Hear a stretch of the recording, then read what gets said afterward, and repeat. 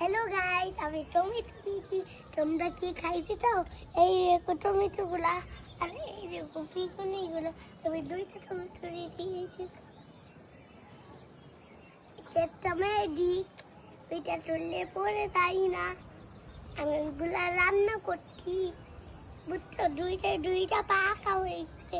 এই যে হাতে লড়ে দাঁড়াও, একটা বেড়ে কিনে দেবো। এই দেখো পরে দেয় না, পরে দাঁড়িয়ে না। এই দেখো এটার সাথে মিলাম নো, এই দেখো এটার সাথে মিলানো, মিলানো একটু, এই দেখো